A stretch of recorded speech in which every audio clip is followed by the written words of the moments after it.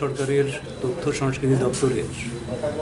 উদ্যোগে যে সাংস্কৃতিক কর্মকাণ্ড গোটা রাজ্য জুড়ে আমাদের চলতে থাকে সারা বছর, সেই সাংস্কৃতিক কর্মকাণ্ডকে নিয়ে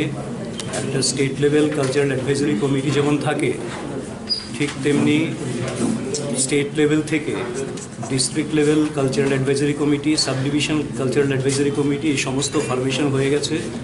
তো বিভিন্ন ডিস্ট্রিক্টের সাব ডিভিশন কমিটির যেগুলি হয়েছে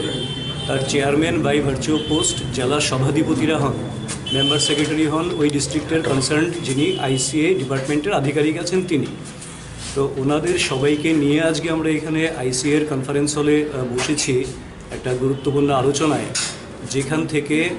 রাজ্য সরকার যেটা চাইছে, দপ্তর যেটা চাইছে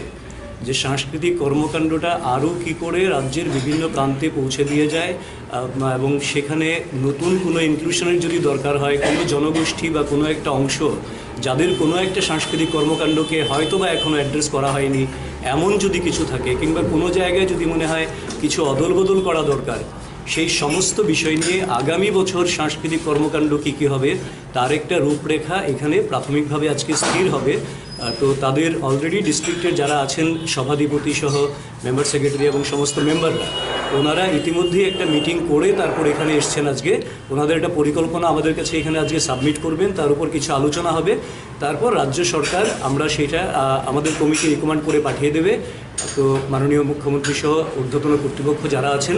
যতটা সম্ভব ইনক্লুড করা সেটা ইনক্লুড করবেন, যতটা রিশাফল চাইছেন যেখানে যেখানে সম্ভব করলে ভালো হবে সেই রিশাফলিংটাও হবে, এবং তার বাইরে রেগুলার কিছু এজেন্ডা থাকে আমাদের, সেই এজেন্ডা নিয়ে আজকে আলোচনা হবে।